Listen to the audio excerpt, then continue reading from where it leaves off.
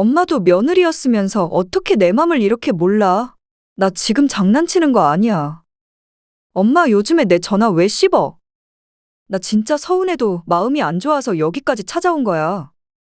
뭐가 문제였는지는 모르겠는데? 내가 이렇게 먼저 화해하러 왔으면 못 이기는 척하고 받아줄 수 없는 거야? 엄마는 모성애도 없어. 그리고 문제를 해결해 줄 수는 없어도 공감은 해줄 수 있는 거잖아.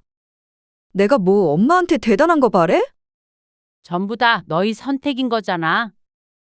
엄마가 만든 반찬 훔쳐다가 갖다 바친 것도, 부모는 뒷전에 시댁만 챙긴 것도 말이야. 근데 이제 와서 힘든 일 생겼다고 엄마 찾아와도 소용없으니까 이만 가봐. 시어머니 그렇게 좋아하더니 이참에 같이 살아보면 더 좋아질지 누가 아니? 누가 좋아서 잘해드린 거야? 당연히 시어머니가 불편하니까 그런 거지. 내가 언제 엄마를 뒷전으로 했다고 그래? 그리고 친정엄마면 그런 것도 다 이해해줘야 하는 거 아니야? 오늘 이야기 속 주인공은 61세 성병선 씨입니다. 그리고 그녀의 딸과 사위에 관한 이야기이죠. 송 씨는 자신이 참 딸을 잘못 키웠다 싶었습니다. 송 씨의 딸 지혜원은 결혼 전에는 살갑고 애교 많은 딸이었지만 결혼 후엔 딴 사람이 되어버린 듯 했습니다. 시가와 남편을 향한 마음이 깊어서인지 아니면 부모를 향한 마음이 얕아서인지 이유가 무엇이던 간에 어느새 딸에게 송씨 부부는 뒷전이 되었습니다. 그 정도만 되었다면 내 딸이 독립해서 떠났구나 하고 씁쓸한 마음을 받아들였을 텐데 결혼을 하고 나서는 친정부모를 자신의 노예쯤으로 생각하는 것 같았습니다. 늘 시부모에게 잘하라고 했지만 그게 친정부모를 업신여기라는 말은 아니었습니다. 하지만 송씨에 오히려 송씨를 나무랐습니다. 친정엄마가 왜 이해를 못해주냐며 말이죠. 시댁은 불편하지만 친정은 편해서 그랬다는 늘 똑같은 변명에 송씨는 더 이상 딸을 이해하고 싶지 않아졌습니다. 예원아, 희준이는 좀 어때?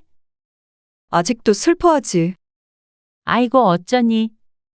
네가 잘 좀 챙겨줘. 그러고는 있지. 그래서 오늘 희준이네 다녀오게? 응.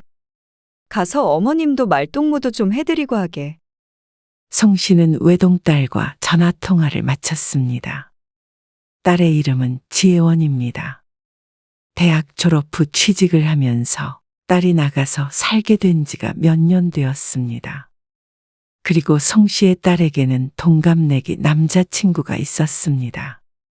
교제한 지 2년 정도 되었는데 얼마 전 남자친구 아버지가 돌아가셨다는 소식을 전해 들었습니다. 그래서 최근 들어 딸이 주말마다 남자친구의 집에 방문했습니다. 늘상 남자친구의 어머니로부터 연락이 오는 듯했죠. 처음엔 걱정스러운 마음도 들었지만 결혼을 약속했다는 말을 듣고는 더는 말리지 못했습니다. 미래의 시어머니가 될지도 모르는 사람의 호출을 거절할 수 없을 테니 말이죠. 그 이후로 반년이 넘자 송 씨는 남자친구를 예비사위로서 소개를 받았습니다. 그리고 또 반년이 지난 뒤엔 정식으로 결혼 날짜를 잡고 상견례를 하게 되었죠. 상견례를 하고 나서는 송 씨도 어느 정도 마음을 놓게 되었습니다. 딸이 그렇게 그 집에 드나들더니 예비사돈도 송 씨의 딸을 예뻐하고 많이 의지하는 듯도 보였습니다. 예원이 같은 며느리감이 또 어디 있어요. 예전에 희준이가 그렇게 자랑을 했었는데 힘든 일 겪어보니까 사람 심성을 딱 알겠더라고요. 아마 부모님께서 그렇게 키우셔서 그런 거겠지요. 아이고 과찬이세요. 아드님이야말로 참 선해요. 진중하고요. 그렇게 봐주시니 너무 기분이 좋네요. 우리 희준이가 사실 늦둥이라 제가 오냐오냐 키웠어요.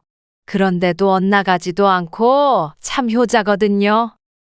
결혼해서 처가에도 잘할 거예요. 아들 하나 더 생겼다고 생각하셔요. 좋네요. 사돈도 그렇게 생각하시면 좋겠어요. 아무렴요. 저는 이미 예원이를 딸이라고 생각하고 있어요. 감사합니다. 예비 사돈과는 점잖게 대화를 이어나갔고 집이나 혼수, 결혼 비용 등에 대한 갈등도 없었습니다. 전부 반씩 내기로 했으니 말이죠. 사실 송 씨는 상견례에 대해 걱정이 있었는데 생각보다 무탈하게 끝이 났습니다. 내 딸을 딸처럼 대해준다니 마음도 놓였습니다. 하지만 그게 딸처럼 잘 대해주겠다는 말이 아니라 이제 더 이상 송 씨의 딸이 아니라는 뜻인 줄은 그땐 몰랐죠. 엄마, 김장 언제 해? 다음 주에 하려는데. 왜? 아니, 지난번에 엄마가 줬던 김치. 시어머니가 오셔서 맛보시곤 너무 맛있다고 그러시더라고. 살면서 먹어본 김치 중에 제일 맛있다고. 정말? 그래서 이번에 할 때 좀 더 넉넉하게 했으면 하는데. 시어머니도 좀 가져다 드리게. 한 통 줄 테니까 가져다 드려. 그건 너무 적을 것 같은데. 이번에 김치냉장고 사드렸거든. 근데 한 통만 채워드리면 어떡해. 사돈은 김장 안 하신대? 작년까진 하셨는데 엄마 김치가 맛있다고 그러셔. 그렇게 많이 하는 건 힘든데 둘이 하기에. 송 씨는 수시로 송 씨 부부가 먹을 만큼만 남편과 함께 김장을 했습니다.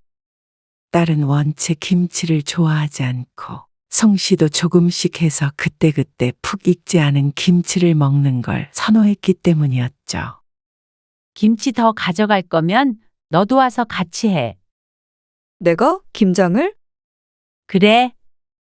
좀 거들어 와서. 에이, 엄마가 좀 해주면 안 돼? 나 바쁜데. 엄마는 안 바쁘니? 그리고 김장이 보통 일인 줄 알아? 그러자 딸이 한숨을 쉬더니 알겠다고 대답했습니다. 그래서 다음 주 김장 날에 딸이 와서 김장을 도왔죠. 김치를 안 좋아해서 김장엔 무관심했던 딸이 시집가니 참 많이 바뀌었다 생각했습니다. 시어머니도 챙길 줄 알고 대견하다는 생각도 했죠. 한 통만 더 챙겨갈게. 혼자 사시는데 어떻게 다 드시라고? 두고두고 드시겠지. 김치찌개 같은 것도 자주 해 드시니까. 그래도 넉넉하게 줘. 오늘은 나도 일 많이 했잖아. 아이고, 알았어. 시어머니 챙기는 것만큼 엄마도 좀 챙겨봐라. 송 씨는 웃으며 김치를 챙겨주었습니다.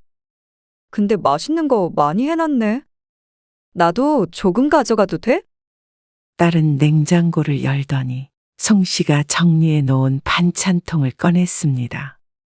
취나물 무쳐 놓은 거랑 미역줄기랑 어묵 볶아 놓은 것도 덜어가. 많이 했으니까. 그리고 얼마 뒤에 찾아온 사위가 송 씨에게 말했습니다. 저희 어머니가 엄청 좋아하셨어요. 맛있는 김치로 냉장고가 꽉 차니까 부자 된 것 같다고 그러시고요. 어머, 그래? 네. 장사하셔도 될 것 같다고 그러시던데요. 그리고 저희 싸주신 반찬도 조금 드렸더니 너무 좋아하셨어요. 칭찬의 말에 내심 기분이 좋았습니다. 김장할 때는 힘들어도 안사돈도 내 가족이라고 생각하면 뿌듯했습니다. 그리고 혼자 남은 안사돈을 생각하면 사돈된 입장으로 좀 더 살뜰하게 챙겨줘야겠다 싶었죠. 엄마, 근데 이건 뭐야? 딸이 싱크대 옆에 올려져 있던 하얀 병을 들어올리며 말했습니다. 무슨 술을 꺼내놨어? 그거 술 아니야? 참기름이야. 이게 참기름이라고? 딸이 들고 있는 병은 정말 술병처럼 보이기도 했습니다. 그래. 선물 받은 건데 진짜 비싼 거야. 그걸로 반찬 하니까 엄청 맛있는 거 있지? 너희 시어머니 드린 반찬도 이걸로 한 거야. 그래? 참기름이 비싸봤자지. 모르는 소리 말어. 다 쓸 것 같아서 엄마가 똑같은 걸로 샀거든. 한 병에 7만 원짜리야. 뭐? 참기름이 7만 원이라고? 그런 게 있어? 그러게. 엄마도 놀랐어. 근데 이왕 쓰는 거 좋은 거 쓰면 좋잖아. 그래서 2병 사서 넣어놨어. 조금씩 쓰니 꽤 오래 사용할 수 있지만 혹시나 하는 마음에 2병을 더 사두었습니다. 그런 맛을 잘 모르는 남편도 참기름 향이 좋다며 칭찬할 정도였습니다. 그러고 보니까 어머님이 엄마가 한 반찬이 뭔가 다른 것 같다고는 하시더라고. 하나 사드릴까? 그래. 좋아하시겠네. 뭐든지 좋은 게 있으면 시어머니 줄 생각만 하는 딸. 그의 반의 사위는 오면 잘하지만 딸이 사돈에게 하는 것만큼 살뜰하게 챙기진 않았습니다. 그게 당연한 것이었지만 어쩐지 사돈은 좋겠다 싶었습니다. 아들도 효자라 사돈을 무척 생각했고 송씨의 딸은 더 했으니 말이죠. 그런데 얼마 안 있어 송씨에게 황당한 일이 생겼습니다. 언니? 내가 이따 저녁에 가져다 줄게. 다 해놓고 냉장고에다가 넣어놨어. 네가 고생이 많다. 고생은 무슨. 한 일주일 먹을 수 있을 거야. 어느 날 송씨는 친언니와 통화를 했습니다. 얼마 전에 담낭용종 제거 수술을 받은 언니를 도와주려고 반찬을 여러 개 만들어 놓은 참이었습니다. 다른 사람 같았으면 이렇게까지 신경을 못 썼겠지만 송씨는 언니에게 빚진 것이 많았습니다. 결혼하고 얼마 안 되었을 때 남편이 갑자기 회사에서 잘리는 바람에 거리에 나앉게 생겼던 시절이 있었습니다. 누구 하나 도와주는 사람이 없던 와중에 유일하게 손을 내밀어 준 것이 친언니였죠. 그 당시에 언니와 형부의 형편이 결코 좋은 편이 아니었음에도 선뜻 돈을 빌려주었습니다. 2년 뒤에 이자를 톡톡히 쳐서 갚긴 했지만 평생 고마움이 있었죠. 큰 병에 걸려서 수술한 것은 아니었지만 그래도 형부와 사별하고 자식들은 멀리 있어서 가까이 돌봐줄 사람이 송씨밖에 없으니 짠한 마음이 컸습니다. 7종류의 반찬을 조금씩 해서 새 반찬통에 넣어 냉장고 안에 곱게 두었습니다. 저녁에 가져다 주려고 하는데 송씨는 잠깐 외출한 상태였죠. 언니와 전화를 끊자 딸에게서 전화가 걸려왔습니다. 엄마 지금 어디야? 엄마? 아빠 회사에 뭐 좀 가져다 달라고 해서 나와 있는데. 왜? 아, 그냥 지나가다가 엄마 집에 있나 해서 전화했지. 잠깐 들르려고. 미리 전화 주지. 들어가려면 1~2시간 있어야 해. 알았어. 송씨는 딸과의 전화를 끊고 볼일을 보았습니다. 남편 회사에 들러서 물건도 전해주고 돌아오는 길에 마트도 잠깐 들어갔다가 나오니 시간이 상당히 지체되어 있었죠. 언니와 약속한 시간이 빠듯할 것 같아서 서둘러 집에 들어갔습니다. 큰 마트 장바구니를 꺼내서 냉장고를 열었는데 송씨는 당황할 수밖에 없었습니다. 어라? 입에서 얼빠진 소리가 절로 나왔습니다. 분명 냉장고 가득 차 있던 반찬들이 감쪽같이 사라져버린 것이었습니다. 아니, 이게 다 어디 간 거지? 그런데 그 순간 송씨의 머릿속에 떠오른 얼굴이 있었습니다. 아까 전에 통화했던 딸, 지혜원이었습니다. 송씨는 다급히 딸에게 전화를 걸었습니다. 예원아, 너 혹시 엄마 집에 왔었어? 아, 응. 아까 전에 전화했을 때? 그럼 반찬 가져간 것도 너야? 그러자 딸이 태연하게 대답했습니다. 내가 가져갔는데. 냉장고에 있던 걸 전부 다. 맞는데. 나 주려고 해놓은 건 줄 알았는데. 그래서 그렇게 담아놨던 거 아니야? 지퍼백에도 들어있던데? 뭐? 그건 네 이모 갖다 주려고 해놓은 거야. 왜 말도 없이 가져간 거야? 지금 바로 줘야 하는데. 뭐야? 미리 말을 하지. 어이가 없었습니다. 주인도 없는 집에 들어와서 반찬을 싹쓸이해 갈 것이라고 어떻게 알고 미리 말했어야 했다는 건지. 얼른 가지고 와. 다시 가지고 가라고? 그냥 다시 만들면 되지. 치사하게 이걸 가지고 오라 그래? 지금 당장 어떻게 그 많은 반찬을 만들어? 그럼 내일 갖다 주면 되잖아. 아니, 네 이모 지금 집에 누워 있어. 너무 치사하다. 진짜. 누가 할 소리를 하는 줄 몰랐습니다. 이게 딸인지 도둑인지. 그래놓고는 적반하장으로 성씨에게 치사하다고 말하는 딸 때문에 기가 막혔죠. 딸의 집이 멀지 않아 가지러 가려면 얼마든지 가지러 갈 수 있었습니다. 그런데 반찬 때문에 신랑이 하느니 그냥 지금 두세 가지라도 얼른 만들어다가 언니에게 가져다 주는 게 빠를 것 같았습니다. 마침 마트도 다녀와서 식재료가 있었습니다. 성씨는 나물을 무치기 위해 물을 올리고 찬장을 열었습니다. 언니, 좀 늦을 것 같은데. 쉬고 있어. 1시간쯤 후에 출발할게. 그래. 천천히 와. 그렇게 한참 요리를 하다가 성씨는 쓰던 참기름 병을 탈탈 털었습니다. 아이고, 벌써 다 썼네. 성씨는 새 참기를 2병을 넣어놨던 찬장을 열었습니다. 그러고 나서 아까와 똑같은 얼빠진 소리를 내게 되었죠. 어라? 냉장고에 있던 반찬처럼 감쪽같이 사라진 참기름 병. 2병 다 보이지 않길래 다른 데 넣었나 하고 여기저기 뒤져보았습니다. 하지만 어디에도 보이지 않았죠. 아무래도 딸의 소행인 듯 했습니다. 해도 해도 너무한다 싶었습니다. 비싸게 주고 산 걸 알고 성씨가 아끼는 것이라는 걸 아는데도 말도 없이 홀랑 가져가 버린 딸. 성씨는 들고 있던 숟가락을 싱크대에 소리나게 내려놓았습니다.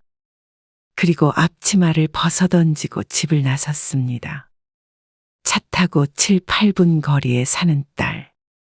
당장 찾아가서 문을 두드렸죠. 찾아간 김에 반찬까지 가져오면 시간이 절약이 될 것 같았습니다. 누구세요? 엄마? 딸은 문을 열어주고는 당황한 눈치였습니다. 왜 연락도 없이 왔어? 너도 연락도 안 하고 왔잖아. 너 혹시 참기름도 챙겨갔어? 다짜고짜 용건을 꺼내자 딸이 말을 더듬으며 대답했습니다. 아, 그 참기름. 뭐, 그렇긴 한데. 그거 가지러 왔어? 혹시? 너 정말 너무한 거 아니니? 차라리 한 병만 달라고 했으면 안 줬겠어? 요리도 잘 안 해 먹는다는 애가. 그게 뭐가 그렇게 탐이 나서 2병이나 가져갔어? 그것도 말도 안 하고. 아, 그게 그렇게 맛있다며. 나도 요리 좀 해보려고 한 거지. 그 참기름 지금 다 떨어졌단 말이야. 하나라도 일이네.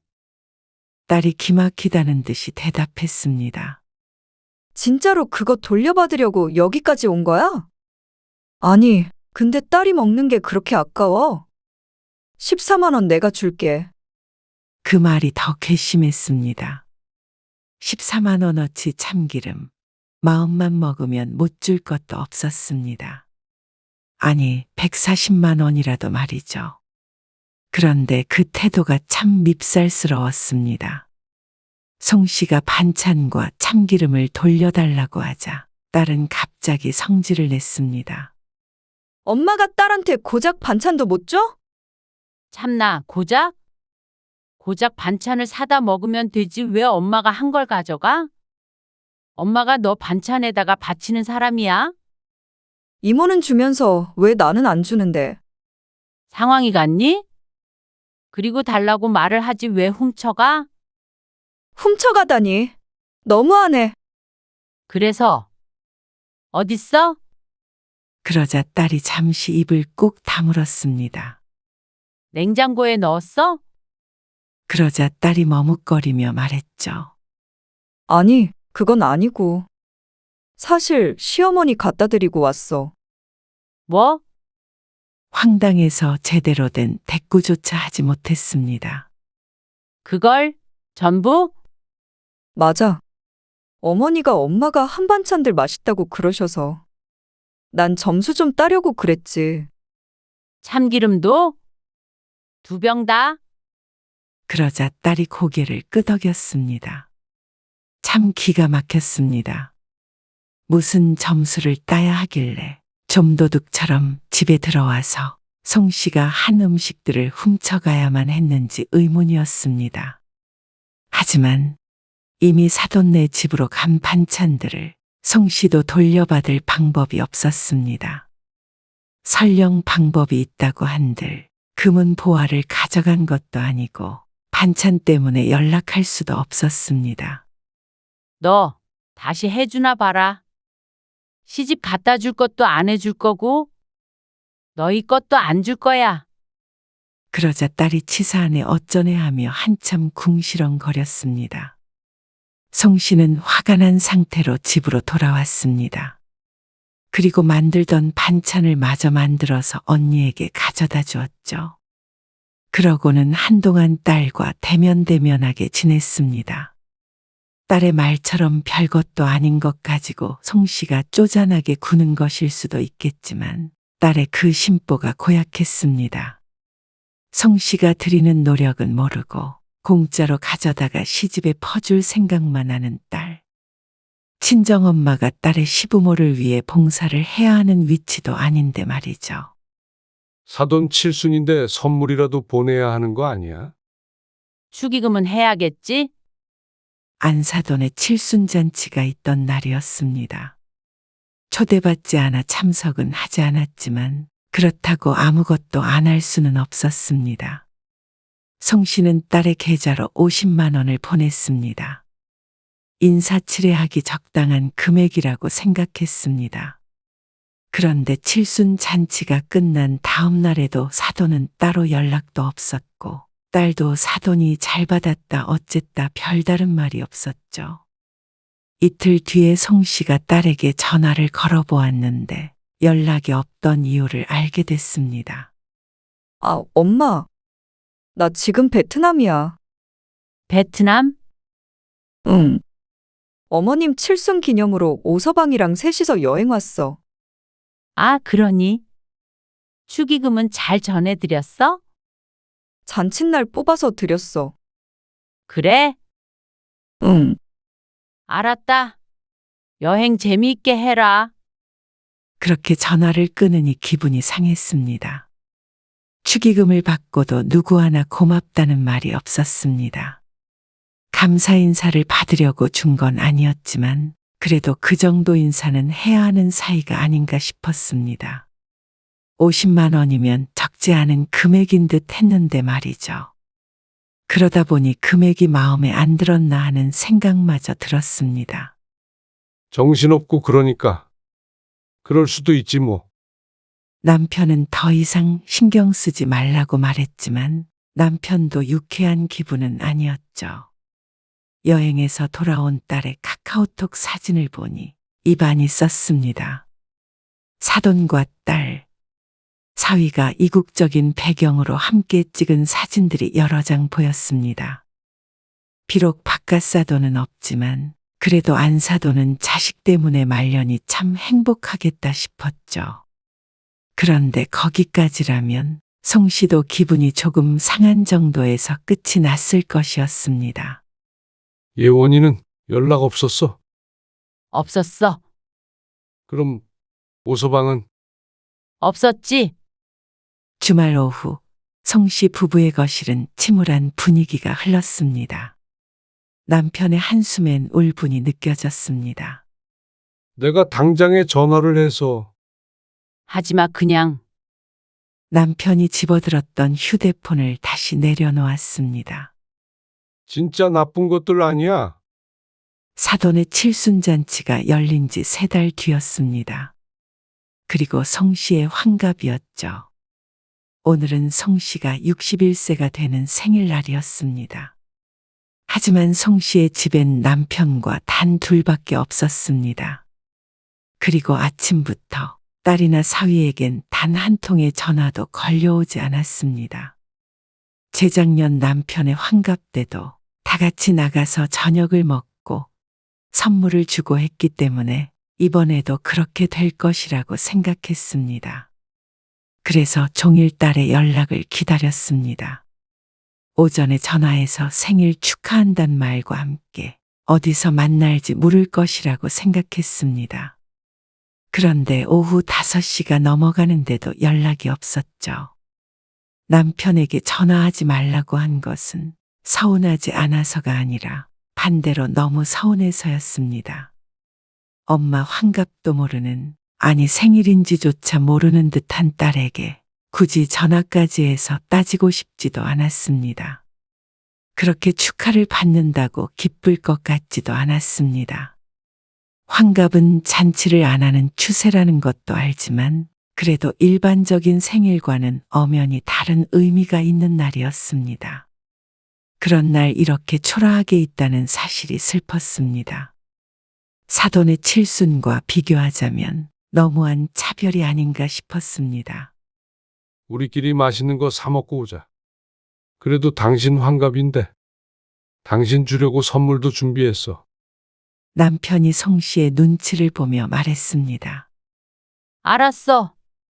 그냥 조금 속상한 것뿐이야. 예원이한테는 말하지 말어. 그래도 알아야지. 됐어. 시사해서 말 안 하고 싶어. 이럴 줄 알았으면 여행이라도 갈 걸 그랬다. 성씨의 환갑은 그렇게 허무하게 지나갔습니다. 그리고 다음 날이 돼도 그 다음 날이 돼도 딸의 연락은 오지 않았죠. 그러다가 일주일쯤 지나자 용건이 있는지 딸에게서 전화가 걸려왔습니다. 성씨는 딸의 전화를 받지 않았습니다. 그러자 몇 번 걸려오다가 문자 메시지가 왔습니다. 연락이 안 된다며 김장 언제 할 건지 묻는 딸에게 너무나도 어이가 없었습니다. 또 사돈네 갖다 주려는 모양이었죠.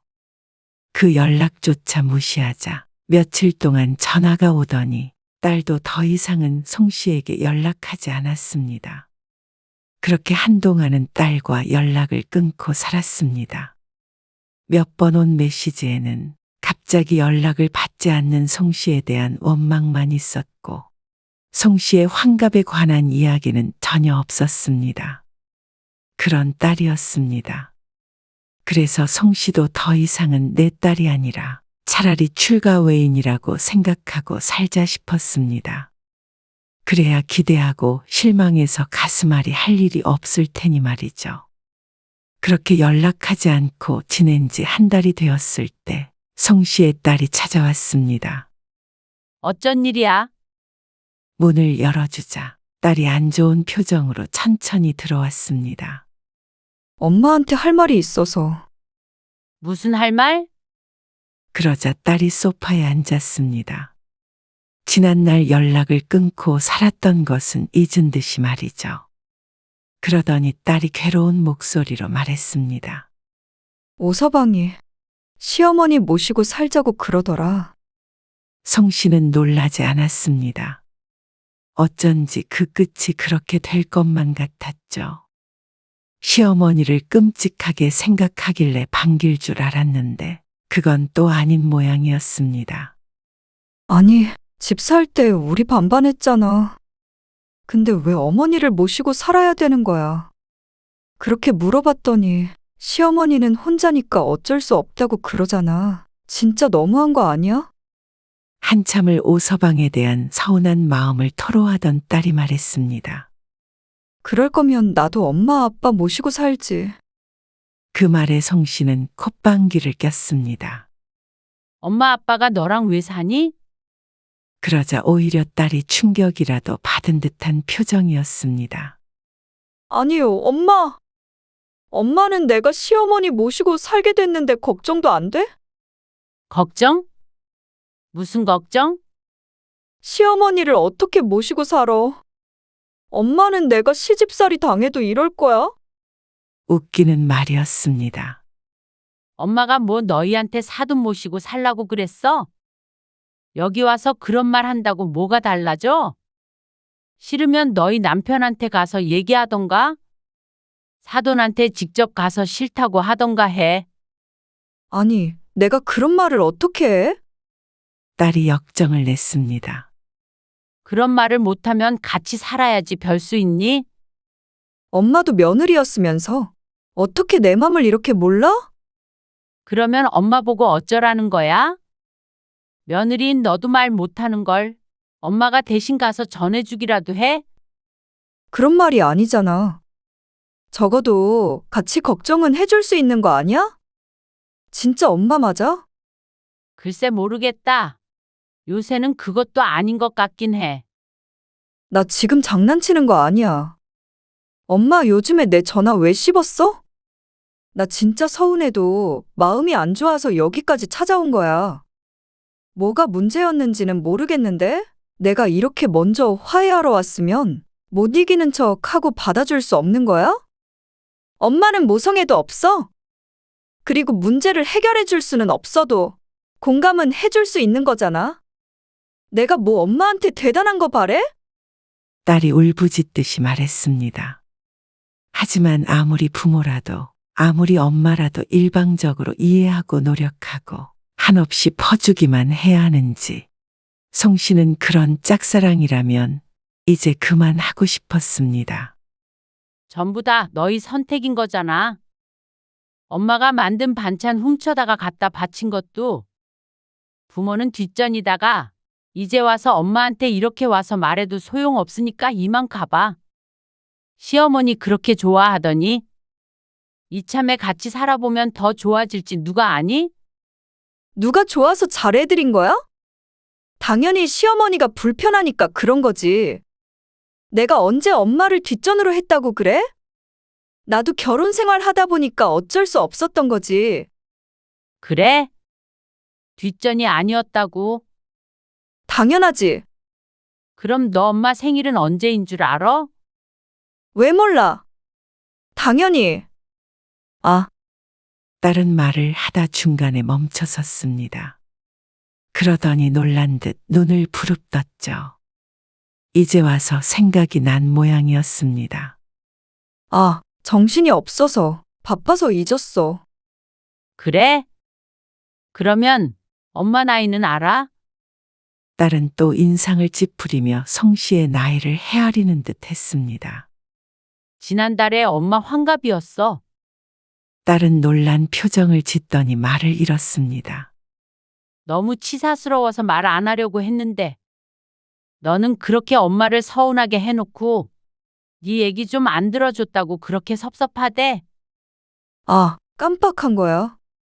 됐어. 네 아빠랑 맛있는 거 먹고 좋은 시간 보냈어.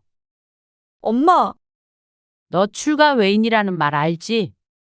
시집간 딸은 이제 친정에 속하는 게 아니라 남이나 마찬가지야. 들어봤지? 엄마도 널 그렇게 생각하려고. 그러니까 시집에서 있었던 일, 친정에 와서 미주알 고주알 일러 바치고 그러지 마. 진짜 왜 이래? 살다 보면 좀 잊을 수도 있고 서운하게 할 수도 있지. 그래. 그러니까 너도 서운해도 좀 참아. 엄마 아빠랑 오늘 외식하기로 했거든. 너 때문에 늦겠다. 이만 가봐. 송 씨는 딸을 현관 밖으로 이끌었습니다. 딸은 그런 송 씨를 원망스럽게 바라보았습니다. 송 씨는 딸을 밖으로 내보낸 뒤에 현관문을 닫아버렸습니다. 시어머니를 모시고 살든 없고 살든 송 씨는 더는 신경 쓰지 않을 생각이었습니다. 딸과 연락하지 않는 동안 사위에게서도 아무 연락이 오지 않은 걸 보니 송 씨 내외는 딸과 사위에게 그 정도의 의미일 뿐이었습니다. 그런 자식을 생각하느라 인생을 허비할 생각이 없었습니다. 지난 한 달 동안 충분히 마음이 아팠고 이제 겨우 추스르게 되었습니다. 그래서인지 딸을 쫓아내고도 송 씨는 담담했죠. 송 씨는 그 뒤로 현관 비밀번호도 바꾸고 딸의 연락도 차단해 버렸습니다. 그래서 딸이 전화를 했는지 안 했는지는 모르겠지만 시간이 지날수록 마음은 오히려 홀가분했습니다. 남편도 그런 딸은 필요 없다며 노발대발했고 마찬가지로 딸과는 연락을 끊어버렸습니다. 그렇게 홀대한 부모와 연 끊고 잘 살아보라고 딸에게 말해주고 싶었습니다. 하지만 그조차도 시간이 아까워하지 않았죠.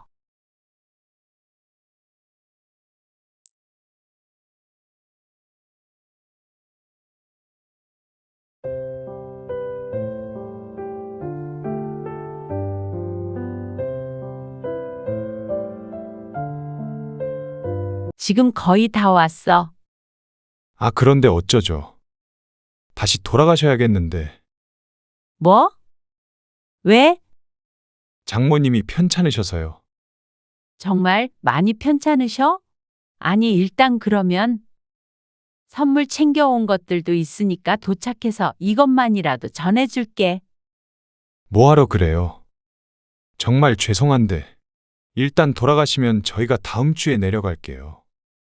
아픈 장모님도 혼자 계시게 할 수가 없잖아요. 승연아, 우선 사돈병원에 모셔서 검사부터 받아. 엄마 아빠는 서울에 거의 도착해서 집 근처 카페에서 기다릴게. 그리고 너 돌아오면 얼굴만 보고 선물 주고 가더라도. 마음 불편하게 왜 그러세요? 그리고 제가 다른 일 때문에 그러는 게 아니라 편찮으시다는데 어떻게 해요? 너 지금 아빠가 운전을 몇 시간 했는 줄이나 알아? 알죠. 그러니까 죄송하다고 말씀드렸잖아요. 저는 명절마다 그렇게 오래 걸려서 내려갔어요. 오늘 이야기 속 주인공은 60세 심수양 씨입니다. 그리고 그녀의 아들과 며느리에 관한 이야기이죠. 자식은 결혼하면 남이라는 소리는 익히 들은 바였습니다. 특히나 아들이 그러하다고 말이죠. 심 씨는 주변에서 그런 말을 해도 내 아들만은 안 그럴 줄 알았습니다. 누군들 그럴 거라고 생각할까요? 심 씨 부부는 외아들과 특별히 가까운 부모 자식 사이라고 생각했습니다. 하지만 아들에겐 부모보다 소중한 것이 자기 아내이고 결혼하면 아내의 부모가 자기 부모보다 중요해진다는 사실을 뒤늦게 알게 되었습니다. 그래도 아들에게 이렇게 서운한 감정을 느끼게 될 줄은 심 씨도 몰랐습니다. 자식과 며느리 그리고 며느리의 부모까지 배려해서 명절에 심 씨 부부가 아들네가 있는 서울로 올라가기로 했습니다. 하지만 아들은 그런 심 씨 부부의 마음은 안중에도 없었습니다. 시골에서부터 몇 시간 동안 운전해서 올라간 부모를 장모 때문에 무작정 차를 돌려 또다시 먼 길을 돌아가게 만든 아들에게 깊이 실망하게 되었습니다. 이렇다 할 설명도 충분히 없이 부모를 돌려보낸 아들과 며느리는 심 씨도 이제 더 이상 자식이라고 생각할 수가 없었습니다. 심 씨 부부는 아들이 하나 있었습니다. 이름은 유승연이죠. 심 씨 가족은 서울과는 멀리 떨어진 지방 도시에서 살고 있었는데 아들은 20살이 되며 서울에 있는 대학에 입학을 했습니다. 그러면서 자연스럽게 독립을 하게 되었죠. 하지만 방학마다 내려와서 2달씩 집에 머무르다 갔고 심 씨 부부와 아들의 사이는 돈독한 편이었습니다. 아들은 대학 졸업 후에 취직도 서울에서 하게 되었습니다. 바쁘다 보니 자주 내려오지는 못했지만 명절엔 아들이 오기도 하고 어쩔 때는 심 씨 부부가 아들을 보러 올라가기도 했죠. 그리고 그런 아들은 32이 되자 결혼을 했습니다. 우리 딸 유리가 결혼한다니까 제가 실감이 안 나네요. 아, 저도요. 저희 아들이 결혼한다니까 마음이 이상하네요. 유리가 지 아빠 죽고 나서 가장 노릇도 다 했어요. 저한테는 남편이자 딸이자 아들이자 친구예요. 부족하더라도 저희 딸 예뻐해 주세요. 아이고, 그럼요. 그래도 애들이 가까이 살 텐데 너무 서운해 마세요.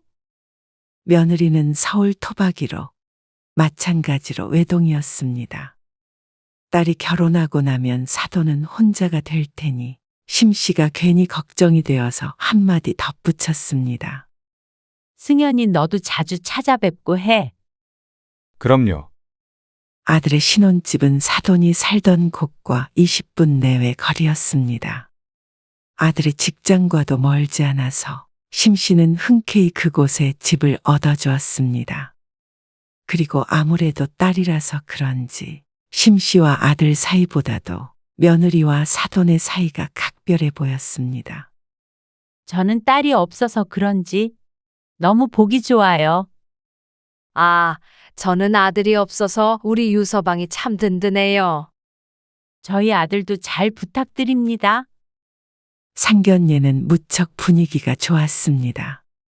애초에 심씨 부부가 집을 해주기로 약속했으니 그 외에 트러블은 전혀 없었죠.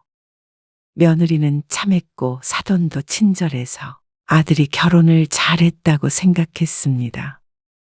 사위를 챙기는 사돈을 보니 마음도 놓였고 말이죠. 멀리 있는 부모가 늘 들여다볼 수 없으니 그 역할을 사돈이 해준다기에 감사한 마음이 들었습니다. 많이 왔어? 아, 예. 차가 많이 막히네요. 아이고, 고생이 많다, 정말. 1시간 정도면 도착할 것 같아요. 그래. 운전 조심해서 내려와. 아들이 결혼하고 첫 명절이었습니다. 아들이 결혼하기 전에도 명절에는 먼 길을 내려왔지만 이번엔 며느리가 동승에 있으니 신경이 쓰였습니다. 아들과 전화를 끊고 심씨는 마저 음식 준비를 했습니다. 다 왔대지? 지금 국도 데워놔야 하는 거 아니야? 국은 도착하면 불 켜면 되지. 여기 마늘 좀 더 까봐, 양파랑. 아이고, 눈물 겨우 멈췄는데. 딱 도착하면 밥 먹을 수 있게 해놔야지. 얼른 해. 알겠어. 심씨 부부는 아들 며느리를 위해 저녁상을 차렸습니다. 일찍 출발했다고는 하지만 내려오는 길이 워낙 막혀서 조금 이른 저녁을 먹어야 할 듯 했습니다. 그리고 아들과 며느리가 도착했을 때 심씨 부부가 버선발로 마중을 나갔습니다. 오늘아, 너무 고생했다. 다음부턴 차라리 릭스 같은 거 타고 오는 게 낫겠어? 아들 내외는 무척 지쳐 보였습니다. 얼른 손 씻고 와서 밥 먹어. 그리고 식사를 마친 아들 며느리는 먼 길 오느라 피곤하다며 초저녁에 잠이 들었습니다. 내일이면 다시 올라가야 할 텐데 아들 며느리와 술도 한 잔 기울이고 싶었던 남편이 굉장히 섭섭해했죠. 운전하는 게 쉬운 일인가? 애들도 피곤하겠지? 차라리 다음부터는 우리가 올라가는 게 낫겠어. 남편의 말도 썩 괜찮은 생각이었습니다. 차례도 지내지 않으니 꼭 아들이 내려올 필요가 없었습니다. 아들이 결혼하기 전에도 종종 여행 삼아 심씨 부부가 올라가기도 했으니 말이죠. 그 김에 아들 내서 하룻밤 자고 오고 그러면 좋지. 근데 그러면 애들이 음식 준비하고 그러는 거 부담이 되지 않을까? 그런가? 아들 며느리가 잠든 사이에 심씨가 남편과 두런두런 이야기를 나눴습니다. 그리고 다음 날 아침엔 심씨가 새벽 일찍 일어나서 뚝딱뚝딱 밥을 차렸죠. 아침밥을 벌써 먹어? 천천히 차리지. 잠이나 좀 더 자라고. 얼른 먹여야 애들도 차 막히기 전에 올라가지. 아이고, 그렇구나. 내가 아들만 생각했네. 처갓집도 가야 되지. 참. 그래서 심씨 부부는 8시가 안 돼서 아침밥을 먹이고는 며느리에게 말했습니다. 이제 슬슬 출발해야지. 어머니 기다리시겠다. 아, 벌써요? 같이 밥 2끼 먹었으니까. 어머니도 딸이랑 사위가 보고 싶으실 거 아니야? 물론 평소에도 볼 수 있다지만 명절에 보는 건 또 다른 문제일 듯 했습니다. 이거는 그러면 며느리가 밥상을 가리키며 말했습니다. 이건 우리가 치울 테니까. 네. 그러면 저희는 이만 일어나 볼게요. 심씨 부부는 서둘러 아들을 보냈습니다. 그리고 천천히 밥상을 치웠죠. 지난 아쉬움이 마음에 여운을 남겼습니다. 하나밖에 없는 아들, 1년에 몇 번 못 보는 아들을 이렇게 보내니 애틋하기도 했습니다. 전날 오후 늦게 도착해서 다음날 아침 일찍 가니 24시간도 함께 있지 못했습니다. 밥 먹을 때를 제외하고는 제대로 된 대화도 나눠보지 못한 것 같았습니다. 서운하긴 하네. 어쩌겠어. 이제 우리 아들이기도 하지만 처가 사위이기도 하잖아. 승현이도 고생스럽게 내려와서 바로 또 올라가려면 힘들겠네. 그래서 심씨 부부는 이러면 어떨까 했습니다. 요즘엔 그렇게들 많이 한다던데. 추석엔 남자 쪽, 설엔 여자 쪽. 이런 식으로 말이야. 그래? 그러면 너무 얼마 못 보는 거 아니야? 대신에 연휴 동안 오래 같이 있을 수 있잖아. 운전하고 나서도 좀 쉬다 갈 수도 있고. 그런가? 그래서 연휴가 끝난 뒤 아들에게 물어보았습니다. 아들은 긍정적인 반응을 보였습니다. 그래서 다음 명절 때부터는 그렇게 하기로 했죠. 승현아, 이번 휴가 땐 어디 가기로 했어? 심씨는 은근히 기대를 하며 아들에게 물었습니다. 혹시나 하는 마음이 있었죠. 아, 장모님 모시고 제주도 가기로 했어요. 아, 그래? 재밌겠네. 제주도를 10년 전에 가보고 안 가보셨다고 그러시네요. 그래, 잘 다녀와. 장모님 맛있는 거 많이 사드리고. 심씨는 내심 가까이 사는 사돈이 부러웠습니다. 이번 휴가뿐만이 아니라 아들과 가끔 통화해보면 일주일에 하루 이틀은 꼭 만나는 것 같아서 말이죠. 하지만 그렇다고 아들네가 내려와 살 수도, 심씨 부부가 올라가 살 수도 없는 노릇이니 그저 바람일 뿐이었습니다. 하지만 늘 볼 수 있는 처가만 너무 챙기는 거 아닌가 하는 생각은 안 할 수가 없었죠. 이번 추석에는 처가부터 갈게요. 추석이 다가오자 아들이 심씨에게 전화를 걸어 말했습니다. 그래. 그렇게 해. 번갈아 가면서 방문하기로 했는데 처음엔 처가부터 가겠다는 아들에게 고개를 끄덕였습니다. 달력을 보니 다음 설 연휴가 주말까지 붙어 있어서 아들과 꽤 오래부터 있을 수 있기에 더 잘 됐다고 생각했죠. 그리고 추석이 끝나고 심씨와 남편이 서울에 한번 올라갈 계획을 잡았습니다.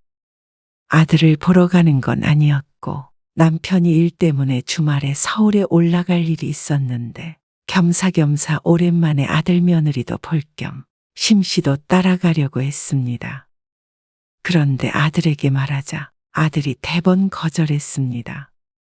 이번에는 안 될 것 같아요. 왜? 일이 바빠? 주말인데? 바쁜 건 아니고요. 그 말에 잠시 실망했던 심씨는 이어지는 아들의 말에 눈이 번쩍 뜨였습니다. 사실 유리가 임신을 했어요. 뭐? 정말이야? 생각보다 일찍 찾아온 손주였습니다. 3, 4년 뒤에 계획하고 있다더니 경사스런 소식이었습니다.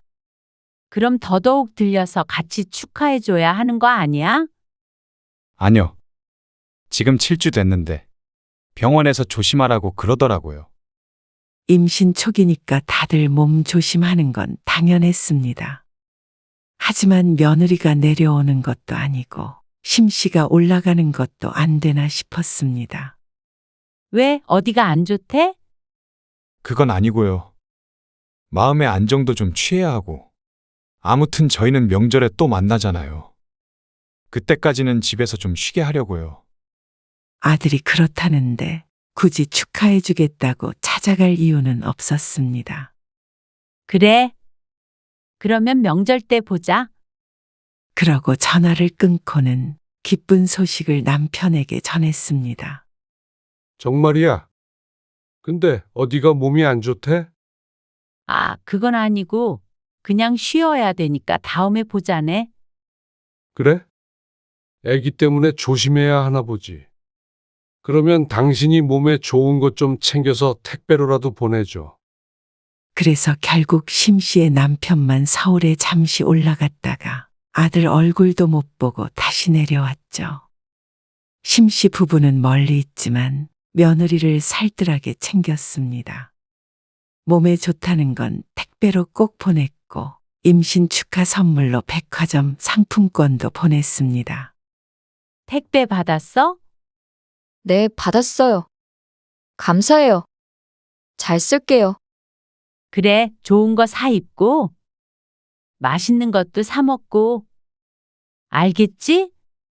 네, 유리야, 이것 좀 잡아봐. 그럼 이만 끊을게요. 전화 너머에서 사돈의 목소리가 들렸습니다. 그리고 전화는 끊어졌죠. 조금 심란한 기분이 들긴 했습니다. 초기라서 조심해야 한다며 들려서 축하해 주는 것도 원치 않다고 했는데 사돈은 주말에 함께 있는 것 같으니 말이죠. 그러다가 심씨는 고개를 저었습니다.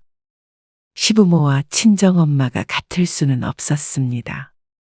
결혼한 자식인데 그런 거 마음에 담아두는 거 아니야. 아직도 우리 품에 있는 자식인 줄 알아. 나도 알지. 그래도 서운한 건 서운한 거지. 너무 처가만 챙기는 것 같아서.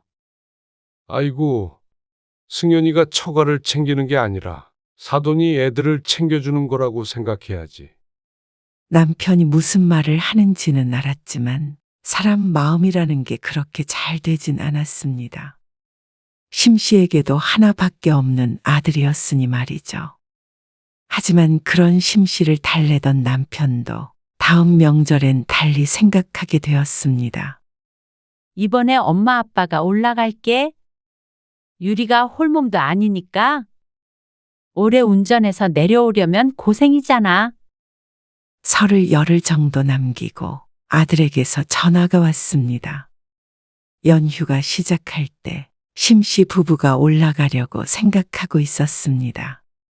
그러면 차가 덜 막힐 테니 말이죠. 엄마, 잠시만요. 안 그래도 그것 때문에 연락드린 거예요. 심씨는 잠시 말을 멈췄습니다. 생각해보니까 이렇게 번갈아 가면서 방문하면 명절에 장모님이 혼자 계셔야 하잖아요. 아, 그렇긴 하지. 그래서 아무래도 처가에도 가야 할 것 같아서요. 아, 그래? 이번엔 2, 3일 같이 있을 줄 알았던 심씨는 조금 실망했습니다. 하지만 아들의 말도 틀린 건 아니었습니다. 물론 추석 때도 그렇게 했으면 더 좋았을 텐데 말이죠. 그래? 그럼 어쩔 수 없지, 뭐. 그럼 언제 올라가면 돼? 장모님이랑 설 당일 아침까지 같이 있고요. 엄마 아빠가 그날 올라오시면 되겠네요. 그러면 차라리 설 전날에 올라갈까? 당일에 여기서 올라가는 건 많이 막힐 텐데. 아, 전날에요? 그러면 장모님은요? 아니, 먼저 올라가서 네 아빠랑 호텔에서 자든가 하려는데 차 안에서 시간 버리는 것보단 나을 것 같아서. 뭐하러 그러세요? 그러면 저도 마음이 불편하죠. 장모님도 괜히 그러실 거고. 그런가? 네. 그냥 당일에 일찍 출발하세요. 알았어. 그리고 연휴 하루 전날 사돈이 아들네 집에 와 있다는 이야기를 전해 들었습니다. 이틀 동안 묵은 뒤에 설 당일에 돌아간다고 했죠. 그리고 설 당일이 되었을 때 아침 일찍 심씨 부부가 채비를 했습니다. 9시가 넘어가면 아무래도 일찍 올라가는 사람들 때문에 차가 막힐 것 같았습니다. 그렇다고 밥도 안 먹고 가? 어느 정도 올라가서 휴게소 들리면 되지? 심 씨는 들뜬 마음으로 짐을 챙겼습니다. 아들이 결혼한 지 꽤 됐는데 그동안 한 번도 신혼집에 못 가봤습니다. 승현이한테 전화 한번 해봐. 이제 출발한다고. 그래서 심 씨가 아들에게 전화를 했는데 아들이 아직 출발하지 말라고 했습니다. 장모님이 점심 드시고 가신다고 하니까 좀 천천히 오시겠어요? 지금 출발해서 너무 일찍 도착하면 좀 그래서요. 지금 출발한다고 하더라도 점심시간은 넘길 것 같았지만 혹시나 하는 마음에 심 씨는 1시간쯤 있다가 출발했습니다. 처음에는 도로에 차가 많지 않았는데 고속도로에 진입하고 30분쯤 흐르자 차가 많아지기 시작했습니다. 요즘은 명절에 다 여행 간다고 그러지 않았나? 여행을 다 이쪽으로 오나 보지. 더 막히기 전에 빨리 가야겠네. 하지만 그것도 힘든 게 도로가 얼어서 쌩쌩 달릴 수도 없었습니다. 천천히 올라가자 시간이 지날수록 차는 더욱 막히기 시작했습니다. 이러다가 점심이 아니라 저녁 때 도착하겠네. 배 안 고파? 고프지? 근데 휴게소까지 들리면 너무 늦겠는데. 그러면 휴게소는 지나쳐서 갈게. 조금 덜 막힐 때 먹자. 그러자. 허리는 안 아파? 아파도 어떡해? 여기서 바꿀 수도 없는데. 그렇게 운전한 지 3시간쯤 되었을 때 아들에게서 전화가 왔습니다. 출발하셨어요? 진작 했지? 1시간 있다가 출발하라며? 네. 언제쯤 도착하시는데요? 내비게이션 보니까 앞으로 3시간은 더 가야 될 것 같아. 더 늘어나지만 않으면 알았어요. 심 씨가 전화를 끊자 남편이 물었습니다. 사도는 가셨대? 글쎄. 우리가 도착하기 전엔 가시겠지 당연히. 이미 아침 시간을 넘어서 점심 시간이 지나 있었습니다. 우리도 그냥 도착해서 밥 먹자. 애들이랑. 그런데 그렇게 약 1시간 반쯤을 더 갔을 때였습니다. 장시간 앉아 있으려니 허리가 무너지는 듯해서 이리저리 스트레칭을 하자 남편이 말했습니다. 조금만 참어. 앞으로 1시간 반 정도만 가면 되겠다. 그런데 그때 아들에게서 다시 전화가 왔습니다. 어디쯤이세요? 지금? 많이 왔지? 1시간 반에서 2시간 정도 걸릴 것 같아? 어쩌죠? 갑자기 심각해지는 아들의 목소리에 심 씨가 놀라서 물었습니다. 왜 그래? 무슨 일 있어? 장모님이 몸이 좀 안 좋으신가 봐요. 어머, 어디가? 병원에 가보셔야 하는 거 아니야? 안 그래도 그러려고 하는데. 엄마 아빠 많이 안 오셨으면 다음에 저희가 내려갈게요. 순간 심 씨는 아들이 무슨 말을 하고 있는지 이해가 가지 않았습니다. 분명히 1시간 반 뒤면 도착한다고 했는데 설마 지금 돌아가라는 말인가 싶었습니다. 그럼, 차를 돌려서 집에 가라고? 심 씨의 괜한 생각이 아니었습니다. 아들은 심 씨 부부에게 다시 돌아가라며 죄송하다고 했습니다. 심 씨가 어안이 벙벙해져 있는데 남편이 자꾸 심 씨를 쳐다보았습니다. 아들의 목소리는 잘 안 들려도 심 씨의 말을 듣고 심각한 문제가 생겼나 걱정하는 눈치였습니다. 근데 지금 거의 다 왔어. 그런데 이번엔 좀 안 될 것 같은데요. 아니, 얼마나 심각하게 아프신데 그래? 아까 출발할 때는 그런 말 없었잖아. 갑자기 배가 아프시다고 하시네요. 참. 아프다는 사도는 안타깝지만 아들의 말에 곧장 알았다고 할 수 있는 상황도 아니었습니다. 고속도로라서 유턴을 할 수도 없었고 할 수 있다고 한들 이렇게 돌아가는 게 맞나 싶었습니다. 운전을 하고 있는 남편에게도 간단하게 상황을 설명하니 남편의 표정이 대번 굳어졌습니다. 배가 아프다는 걸 보니 심각한 게 아니라면 체를 한 것이 아닌가 싶었는데 아들은 미안해 하면서도 굳이 심씨 부부에게 다시 돌아가라고 말했습니다. 어차피 오셔도 저희가 없으니까. 병원 가야 해서? 상식적으로 이게 맞나 싶었습니다. 병원에 가든 어떻게 하든 거의 다 왔다는 부모는 일단 오라고 한 뒤에 뒤처리를 해야 하는 거 아닌가 싶었습니다. 병원에 가서 문제가 있으면 잠시 있다가 다시 내려오는 한이 있어도 말이죠. 올라가던 중에 이렇게 막무가내로 돌아가라고 하는 경우가 어디 있나 싶었죠. 일단 그러면 선물 챙겨온 것들도 있으니까 도착해서 이것만이라도 전해줄게.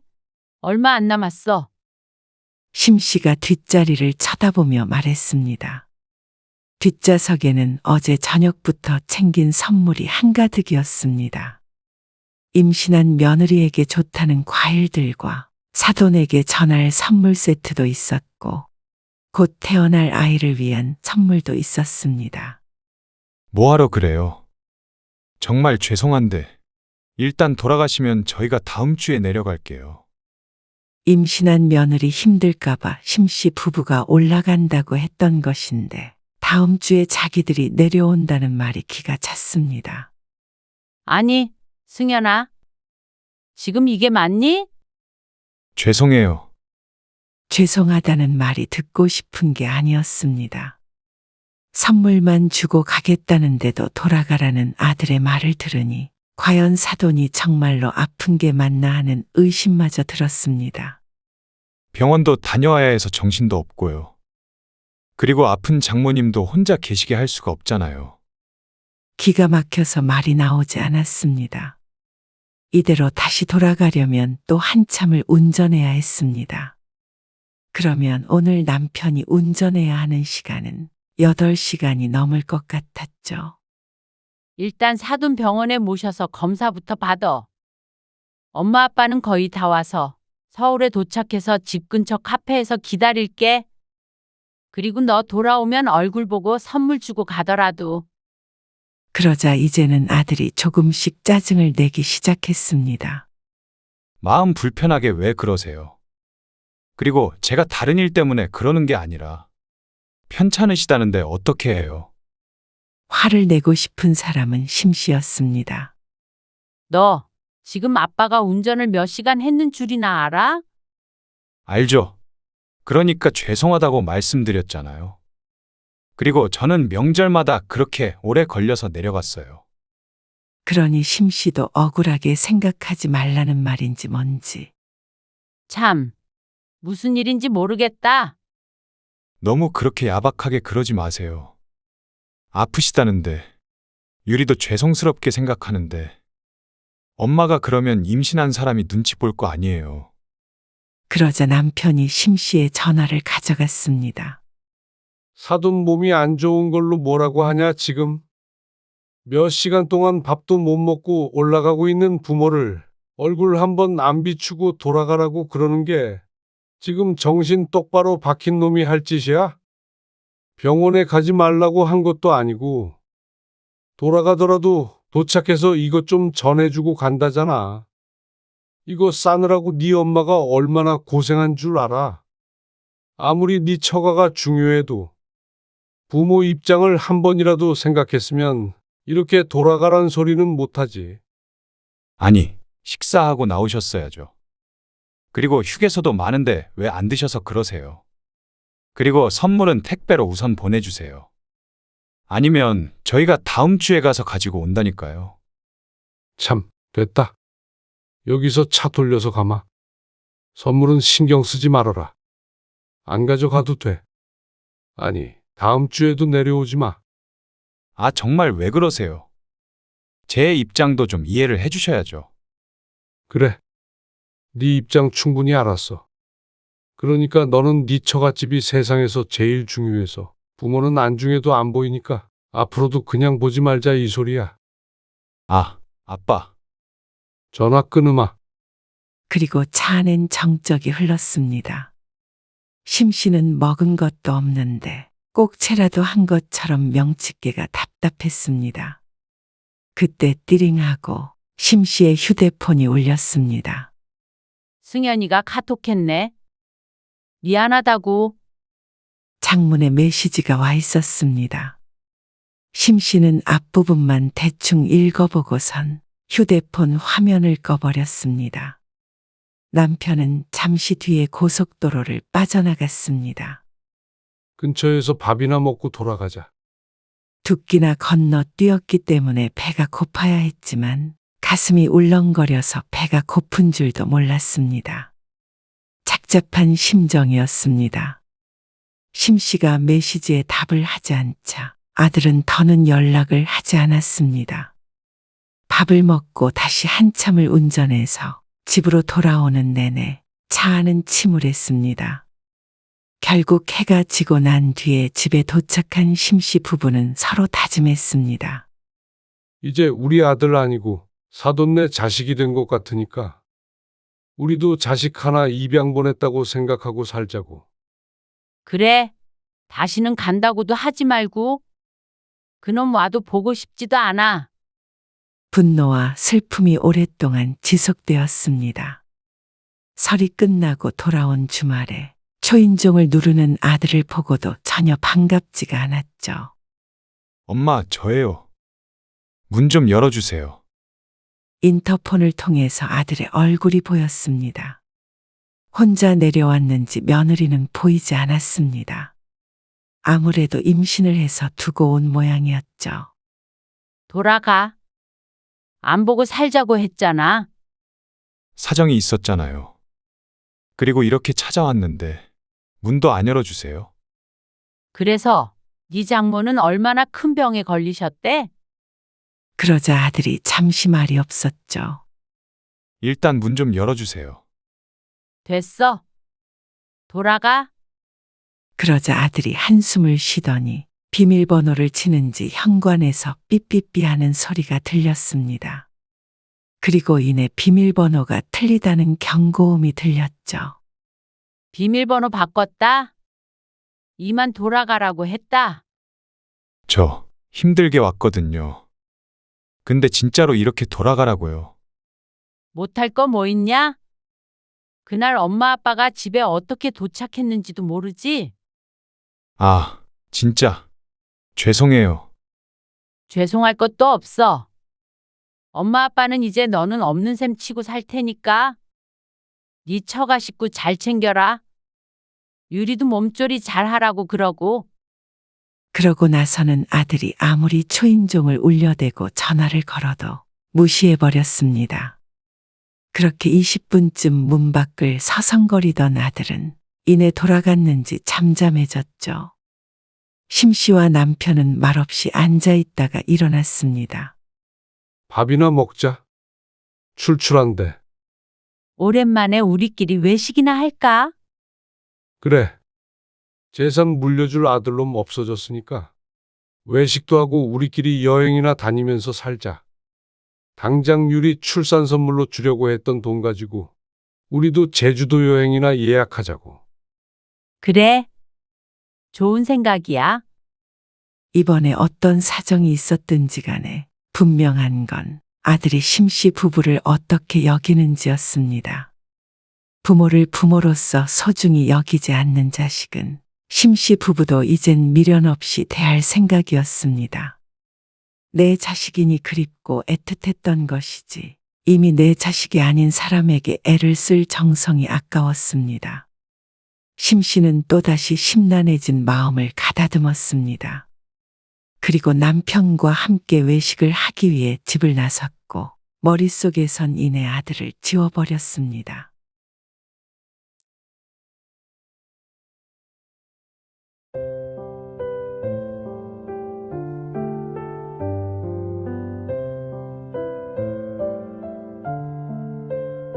아, 진짜 전부터 자꾸 돈돈거리세요. 저한테 할 말이 그거밖에 없으세요? 돈을 빌려줬고 안 갚길래 갚으라고 한 거고. 여기에 뭐가 문제가 있는 거야? 문제가 아주 많죠. 자식한테 그 정도 돈도 못 써요? 지난번에는 주차 과태료 32,000원도 내라고 그렇게 일주일 내내 연락하시더니 그깟 몇만 원 때문에 쪼잔하게. 그 말은 네가 그깟 몇만 원을 일주일 동안 안 줬다는 말 아니야? 너는 땅 파면 32,000원이 나와? 그리고 너한테 보내준 금액 봐봐라. 그게 몇만 원 가지고 될 일이야? 돈 떼먹은 건 넌데 왜 늘 엄마를 치사한 사람을 만들어? 제가 만든 게 아니라 엄마가 치사한 거죠. 제가 뭐 몇천 빌려달라고 한 것도 아니고 혜선이한테도 전화하셔서 돈 얘기하고요. 진짜 창피해서 못 살겠어요. 네가 창피해야 되는 건 그게 아니라 남의 돈을 가져가서 안 주는 거지. 어디 가서 제발 그러지 말아라. 남의 돈 함부로 여기지 마. 네 돈만 소중해. 진짜 서운하네요. 오늘 이야기 속 주인공은 65세 한성미 씨입니다. 그리고 그녀의 아들과 며느리에 관한 이야기이죠. 지들 주머니에서 나가는 돈은 단돈 10원도 아까워하고 부모 지갑에 있는 돈은 남의 돈인 아들 며느리. 자잘한 돈이라고 우습게 보고 빌려가면 갚은 적이 없었습니다. 돈 갚으라는 소리는 듣는 사람만큼이나 하는 사람도 스트레스였습니다. 작은 돈부터 큰 돈까지 늘 말로는 빌려달라는데 정작 돌려주진 않고 모르쇠로 일관하는 못된 버릇을 가진 것들이었습니다. 그렇게 아들 때문에 나간 돈을 합치면 과장을 보태서 차 한 대 값은 될 듯 했습니다. 한 씨가 돈 이야기를 꺼내면 푼돈 가지고 치사하게 군다며 도리어 사람을 쪼잔한 부모로 만들어버렸죠. 기왕에 쪼잔한 사람이 된 거 정말 치사스러운 게 무엇인지 본때를 보여줄 생각이었습니다. 한 씨 부부는 외아들이 하나 있었습니다. 이름은 오지석입니다. 아들은 20대에 취직을 해서 독립을 하게 되었습니다. 집이 너무 크다. 집이 뭐가 커? 그게 아니고 지석이가 없으니까 우리 둘이 살기에 너무 크다는 거지. 그건 그러네. 아들이 없으니 방이 남아돌았고 잡동사니들을 치우니 남편의 말처럼 집이 휑한 느낌이 들긴 했습니다. 이제 그놈 장가 갈 일만 남았는데 이 집에서 살 필요가 있나?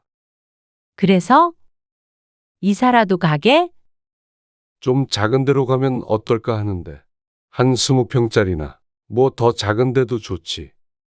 그래? 이 집은 팔어. 그럼? 팔아서 조그만 상가나 오피스텔 같은 거 사서 월세 받아도 좋지. 지석이 나중에 결혼할 때 결혼 자금도 되고.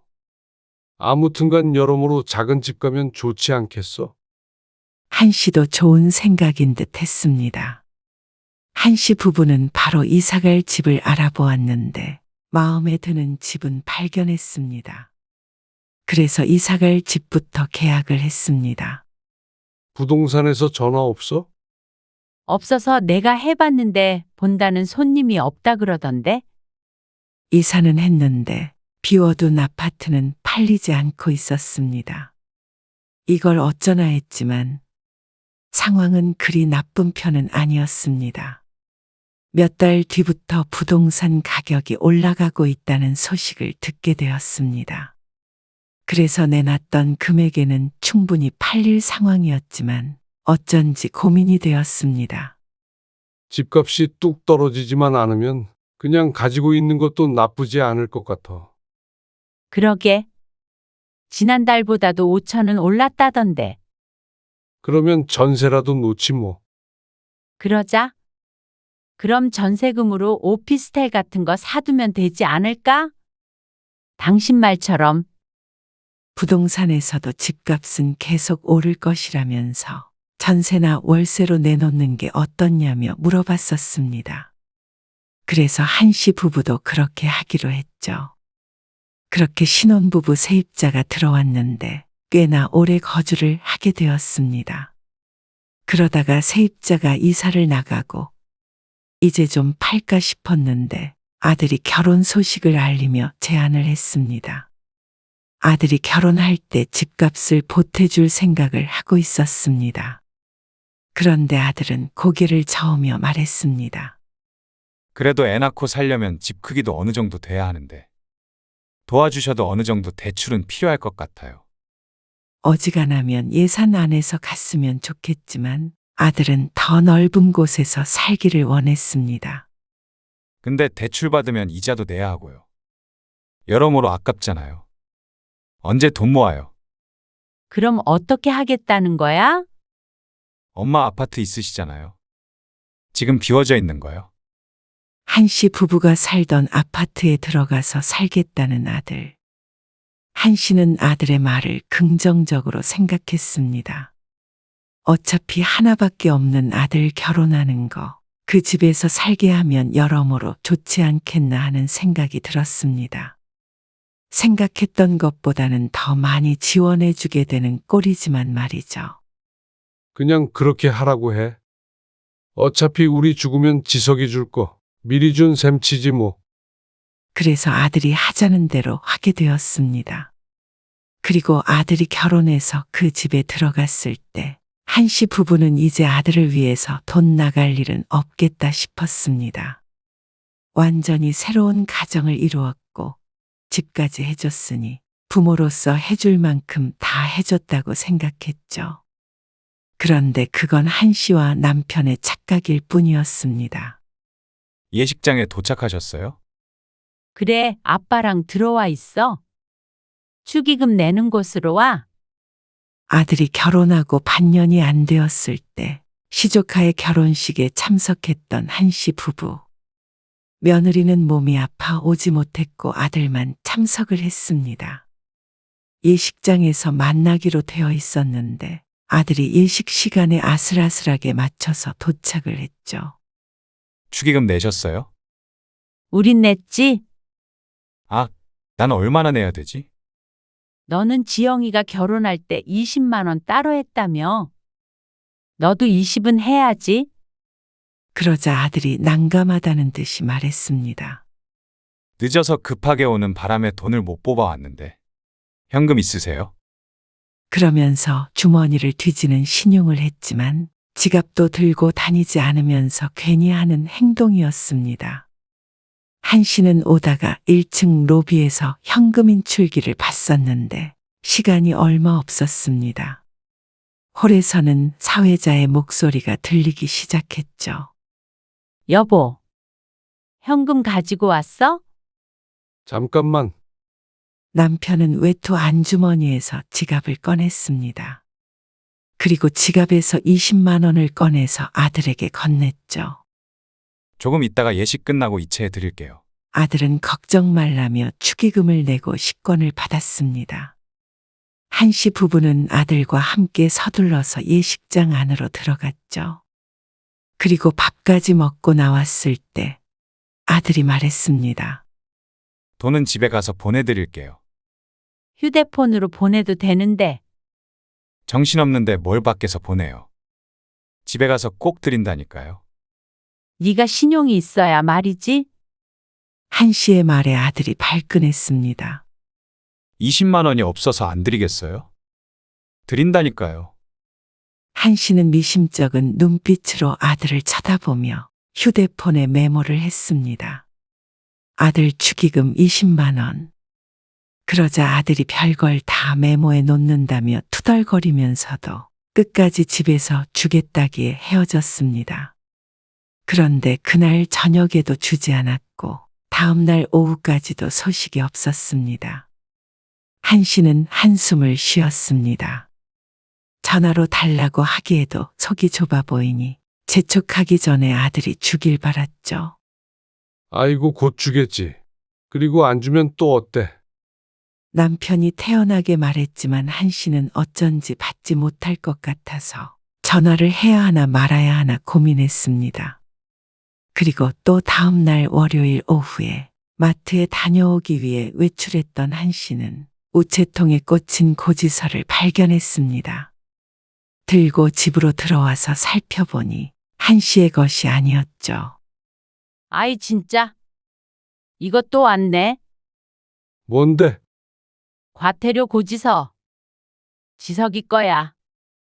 결혼 전에 차를 살 때 수입이 없던 아들이 한 씨의 이름으로 차를 샀었는데 결혼한 지 반년이 다 돼가는데도 주소를 바꾸지 않아서 계속해서 한 씨가 우편물을 받고 있었습니다.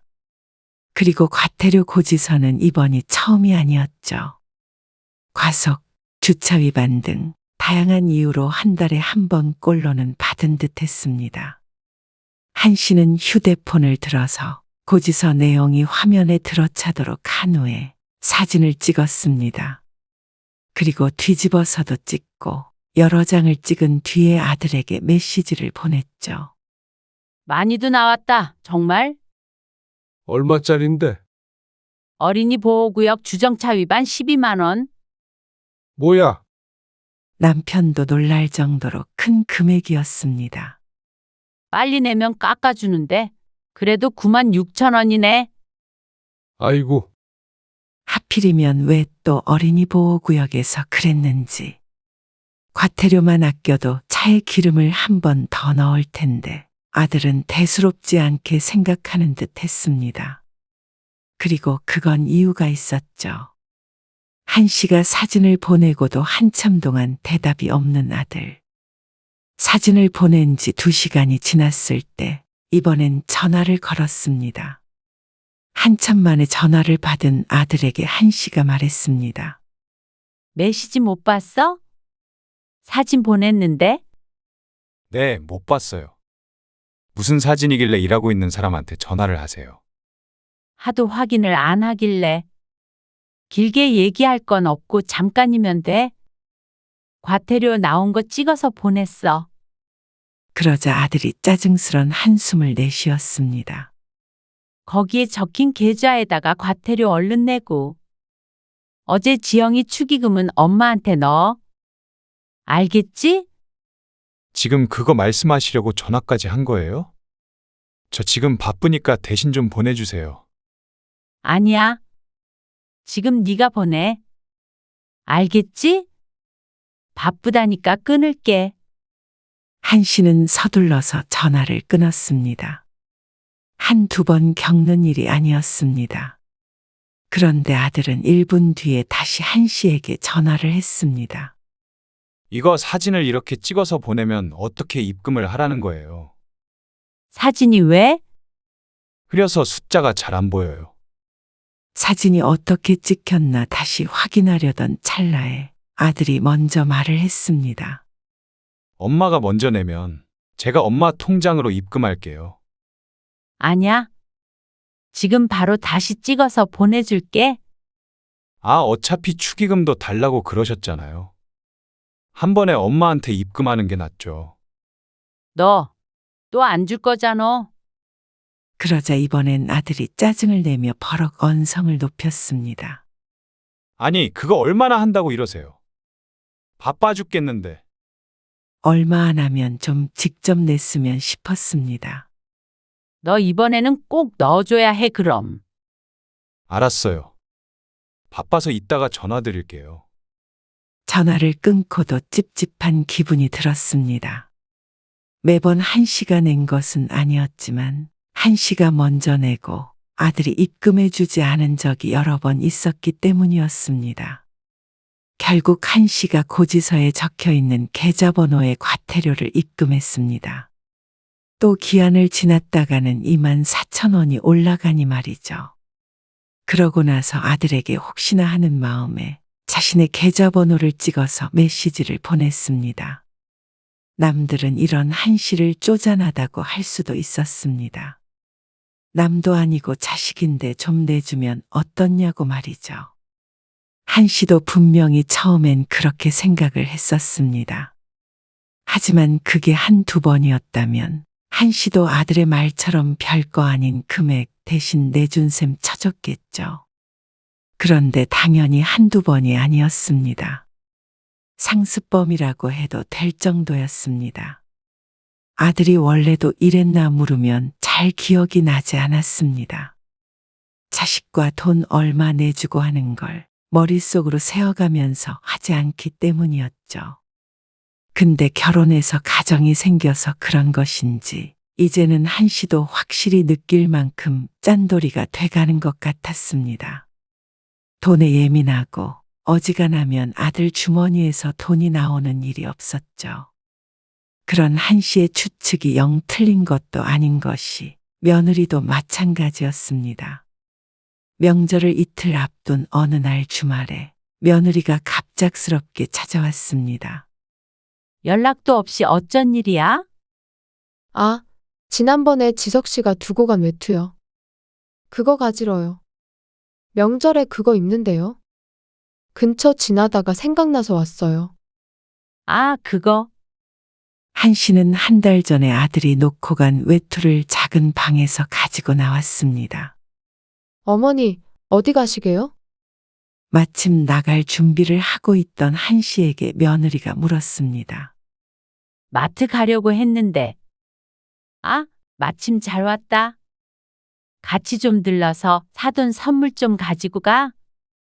LA 갈비나 한우 세트 같은 게 있으면 사서 미리 보낼 생각이었는데 며느리가 와서 잘 됐다 싶었습니다. 미리 전달하면 그걸로 명절의 요리도 할 수 있으니 말이죠. 며느리는 흔쾌히 한씨를 따라 나섰습니다. 저도 선물 줄 사람들이 있어서 안 그래도 마트에 가려고 했어요. 한씨는 며느리와 함께 근처 대형마트로 향했습니다. 그리고 같이 물건을 골랐죠. 한씨는 식재료와 함께 사돈의 선물을 골라서 카트에 담았는데 며느리는 더 바빴습니다. 여러 사람한테 선물을 할 모양인지 작은 선물 세트들을 여러 쌓아 올렸습니다. 부모님 드릴 선물은 샀어? 아들이 그런 걸 잘 챙길 수 있을지 의문이었습니다. 결혼 후 첫 명절에도 한씨가 일러줘서 사갔으니 말이죠. 아, 맞다. 안 샀어요. 아니나 다를까. 며느리도 명절에 부모님 댁에 빈손으로 가려는 모양이었습니다. 아무리 그래도 빈손으로 가면 안 되지. 그랬더니 며느리가 암소한 우구이 세트를 2개 골랐습니다. 하나에 28만 8천 원짜리였죠. 하나는 한씨 부부의 몫인 듯 했습니다. 사뒀다가 명절에 가지고 올까요? 아니면 어머님이 가져가실래요? 뭐하러 도로 가져갔다가 또 가지고 와? 그냥 내가 가져갈게. 계산하고 드릴게요. 그럼 한씨가 먼저 계산대에 물건을 올려놓았고 며느리는 그 뒤에 서 있었습니다. 그리고 한씨가 계산을 마친 뒤에 장바구니에 장 본 것들을 담고 있는데 며느리가 말했습니다. 큰일 났네. 왜 그래? 휴대폰만 들고 왔는데 제가 얼마 전에 휴대폰을 바꿨거든요. 그래서 이걸로 결제가 안 되네요. 며느리가 고른 선물 세트들은 이미 절반 이상 바코드를 찍어서 계산대 옆으로 옮겨진 상태였습니다. 그리고 며느리 뒤로는 줄이 무척 길었죠. 어떡하죠? 다른 선택지가 없었습니다. 바코드를 다 찍은 직원이 일행인 한씨를 쳐다보고 있었습니다. 아, 이걸로 계산해 주세요. 한씨는 할 수 없이 자신의 신용카드를 직원에게 건넸습니다. 70만 원이 넘는 금액이 긁혔습니다. 죄송해요. 생각을 못했네요. 이따가 집에 가서 입금해 드릴게요. 어쩐지 익숙한 레파토리였습니다. 며느리는 돌아갔고 한씨는 자신이 계산한 한우 세트를 가지고 집으로 왔습니다. 사람 마음이 간사한 것이 며느리가 비싼 한우 세트를 준다고 할 때는 뿌듯함이 들었었는데 이걸 내가 냈다고 생각하니 쓸데없이 비싼 걸 샀다는 생각이 들었습니다. 그리고 예상처럼 며느리는 입금하지 않았습니다. 하는 수 없이 아들에게 전화했습니다. 명절에 가서 드릴게요. 불안한데? 그리고 돈도 없이 마트에 가는 애가 어딨어. 그러자 아들이 어이없다는 듯이 웃으며 말했습니다. 설마 그걸 떼먹겠어요. 그리고 혜선이가 일부러 그랬겠어요. 핸드폰에 등록을 안 해놨대요. 깜빡했다고. 그럼 계좌이체 해줘. 참나, 한우 세트까지 가져가셨다면서요. 좋은 마음으로 사서 드린 건데 돈 때문에 이러셔야 해요? 그러면서 치사스럽다는 말을 덧붙이는 아들. 뭐든지 치사하다는 말 한마디로 대화를 끝내려는 아들이 얄미웠습니다. 자식한테 이렇게 돈 달라고 못 살게 구는 부모가 어디 있어요. 참 징글징글했습니다. 주는 사람도 받는 사람도 이렇게 기분이 상하는데 왜 자꾸 한 씨에게 돈을 내게 하는지 몰랐습니다. 너, 엄마가 다 달아두고 있어. 한 씨의 말에 아들은 콧방귀를 꼈죠.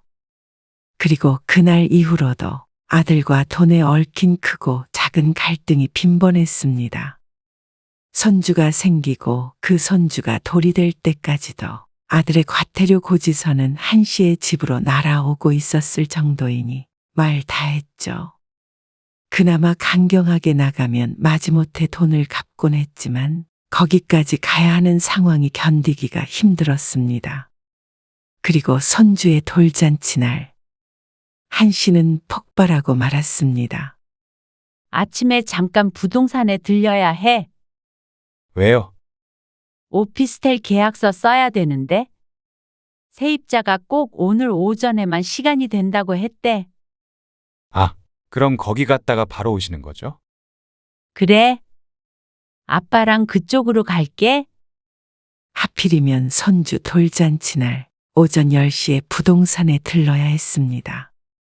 돌잔치가 12시인데 그래도 30분 전에는 도착해 있어야 하니 시간이 넉넉하지가 않았습니다. 한 씨 부부가 서둘러 부동산에 도착해서 도장도 찍었는데 세입자가 계약금이라며 봉투를 내밀었습니다. 보증금이 3천만 원이었는데 계약금 300만 원을 이체를 하지 않고 현금으로 뽑아온 것이었죠. 아, 돈을 이렇게 들고 온 거예요? 네. 부모님이 이렇게 주셔서 입금을 해야 하나요? 아, 아니에요. 은행에 들릴 시간이 없는데. 큰 돈을 가지고 다녀야 하니까요. 괜찮아요. 지체할 시간이 없어서 계약서와 계약금을 챙겨서 서둘러 부동산에서 나왔습니다. 그리고 곧장 돌잔치가 열리는 곳으로 갔죠. 손주를 위해 준비한 축의금과 선물을 전달하고 즐거운 시간을 보냈습니다. 잔치가 끝나고 하나둘 자리에서 일어나는데 아들이 한 씨 부부에게 다가와 조심스럽게 말했습니다. 엄마, 아빠. 잠시만요. 왜? 그러자 아들이 손짓을 하며 따라오라고 했습니다. 홀 밖으로 나가자 한쪽에선 축의금을 정리하고 있었고 한쪽엔 직원으로 보이는 사람이 서 있었습니다. 지금 이거 비용 결제해야 하는데요. 혹시 지금 현금 뽑을 수 있으세요? 뜬금없는 말에 한 씨가 눈을 크게 뜨자 아들이 민망하다는 듯이 말했습니다. 현금으로 결제하면 할인을 많이 해준대요. 축의금 들어온 걸로 하면 되지 않아? 이거 지금 일일이 봉투에서 돈 빼고 있긴 한데 시간도 걸리고 좀 부족할 것 같기도 해서요. 저기 코너에 현금 인출기 있던데 우선 거기서 좀 뽑아서 주시면 제가 계좌이체 해드릴게요. 그럴 거면 네가 계좌이체해서 결제하면 되잖아. 계좌이체 말고 현금으로 줘야 세일해준대요. 제가 지금 돈을 뽑을 수 있는 카드가 없어서요. 이게 맞나 싶었습니다. 뉴스에서 보면 요즘은 휴대폰으로도 돈을 뽑기도 한다는데 왜 항상 한 씨 부부와 함께 있을 때만 아들은 결제가 안 되고 돈이 부족하고 그러는지 몰랐습니다. 2번 다시 안 속는다고 다짐했었지만 자리가 자리인지라 어쩔 수 없이 가방에 들어있는 300만 원이 떠올랐습니다. 손주 돌잔치의 돈 때문에 신랑이 하는 모습을 누가 볼까봐 무서웠죠.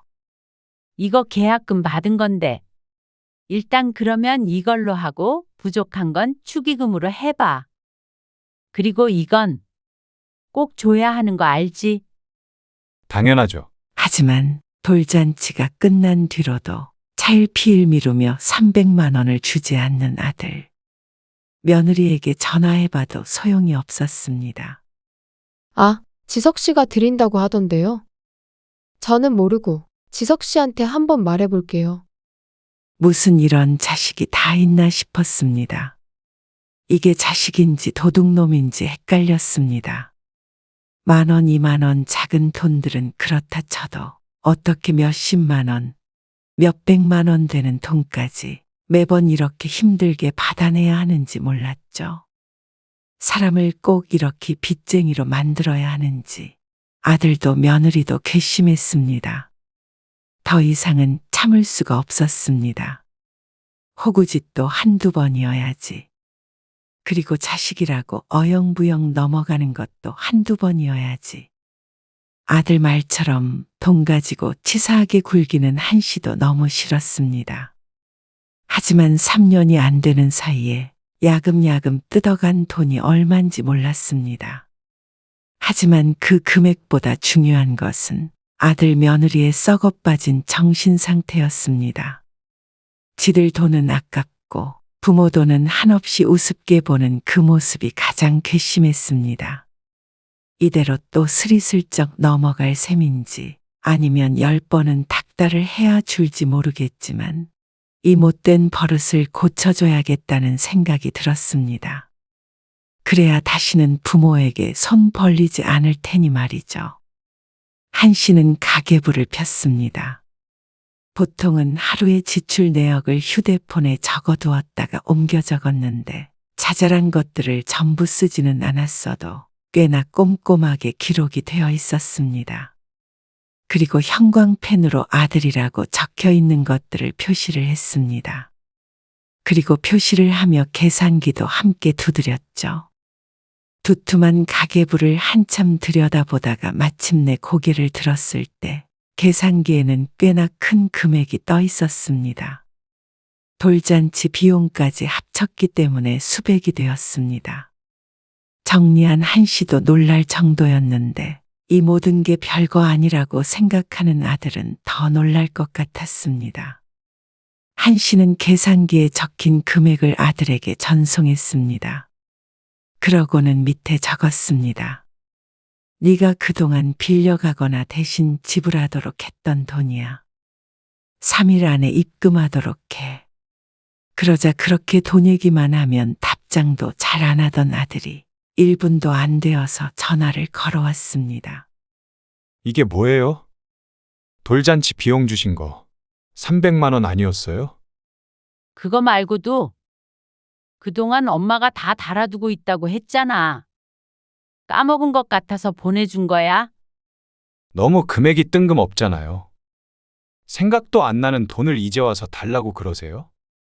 생각 안 나면 적어둔 거 하나씩 다 보여줄 테니까 주말에 한번 와라. 그러자 아들이 한숨을 쉬었습니다. 아, 진짜 전부터 자꾸 돈돈거리세요. 저한테 할 말이 그거밖에 없으세요? 돈을 빌려줬고 안 갚길래 갚으라고 한 거고. 여기에 뭐가 문제가 있는 거야? 문제가 아주 많죠.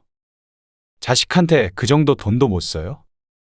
지난번에는 주차 과태료 32,000원도 내라고 그렇게 일주일 내내 연락하시더니 그깟 몇만 원 때문에 쪼잔하게. 그 말은 네가 그깟 몇만 원을 일주일 동안 안 줬다는 말 아니야? 너는 땅 파면 32,000원이 나와? 그리고 너한테 보내준 금액 봐봐라. 그게 몇만 원 가지고 될 일이야? 돈 떼먹은 건 넌데 왜 늘 엄마를 치사한 사람을 만들어? 제가 만든 게 아니라 엄마가 치사한 거죠. 제가 뭐 몇천 빌려달라고 한 것도 아니고 혜선이한테도 전화하셔서 돈 얘기하고요. 진짜 쪽팔려서 못 살겠어요. 네가 창피해야 되는 건 그게 아니라 남의 돈을 가져가서 안 돌려주는 거지? 남이요. 아니, 남보다도 더 한 것 같다? 어디 가서 제발 그러지 말아라. 남의 돈 함부로 여기지 마. 네 돈만 소중해. 진짜 서운하네요. 누가 하고 싶은 말인지 몰랐습니다. 그렇게 푼돈 거리면서 정작 그만한 푼돈을 부모를 위해 써본 적이 없는 아들이었습니다. 안 되겠다. 거기에다가 5% 이자도 붙여서 보내. 알겠어? 아, 진짜 너무하신 거 아니에요? 일단 돌잔치 비용 300만 원 보낼게요. 다음에 다시 얘기해요. 네가 다음에 얘기할 기회나 주니? 아, 도대체 속 좁게 왜 그러시는데요? 그 돈 없으면 굶어 죽는 것도 아니고. 그냥 아들 며느리한테 베풀었다고 생각하시면 안 돼요? 그리고 돌잔치 비용도 그래요. 손주 위해서 대신 내주실 줄 알았어요. 솔직히. 그런데 이렇게 돈 내놓으라고 괴롭히실 줄 몰랐어요. 기가 막혔습니다. 누가 들으면 자식한테 돈 한 푼 안 쓰는 부모인 줄 알 듯 했습니다. 한창 오르고 있는 아파트를 아들 결혼시키면서 줄 생각으로 살라고 내주었고, 행사가 있으면 사돈 선물까지 꼬박꼬박 챙겼고, 아들 며느리 생일엔 용돈도 주었습니다. 그리고 며느리 출산할 때 산후조리원비도 군말 않고 내줬죠. 돌잔치 비용도 넉넉하게 넣었는데 그것도 모자라서 슬쩍 300만 원까지 챙기려는 심보가 고약했습니다. 하지만 그건 한 씨가 내준 것이었고 그 외에 주고받는 돈은 확실하게 하는 게 맞았습니다. 가계부를 보면서 정리한 돈만 하더라도 800만 원이 넘었습니다. 800만 원을 의미 있게 줄 일이 있다면 흔쾌히 주겠지만 이렇게 얼렁뚱땅 갈취당하는 건 억울했습니다. 가져간 아들에게는 전혀 의미도 없고 기억도 잘 안 나는 돈일 테니 말이죠.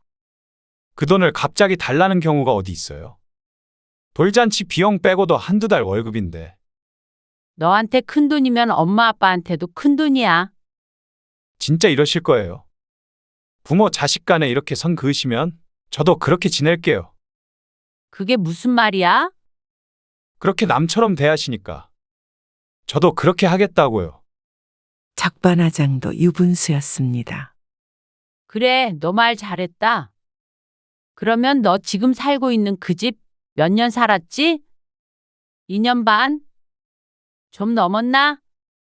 그동안 월세 계산해서 그것도 보내. 뭐라고요? 남한테 집을 공짜로 주는 사람이 어딨어? 진짜 돈 몇 푼 때문에 이렇게까지 하신다고요? 그래. 이제 너희도 명절 선물 같은 거 주지 말어. 엄마도 너희 생일에 용돈 이제 안 줄 거고, 둘째 낳아도 산후조리원비 안 내줄 거고, 퍼주면서도 욕먹는 짓 그만할란다. 아들이 잠시 침묵했습니다. 이야기가 자신에게 불리하게 돌아가는 걸 이제야 깨달은 모양이었습니다. 800만 원 보내면 돼요? 뒷꼬랑지는 왜 또 빼먹어? 그리고 월세도 보내라고 분명히 말했다. 보증금에 대한 이자는 예정이 있으니까 빼줄게. 아니, 진심이세요? 지금까지 뭐 들었어? 그 돈이 지금 당장 어디서 나요? 월세까지 어떻게 내라고요?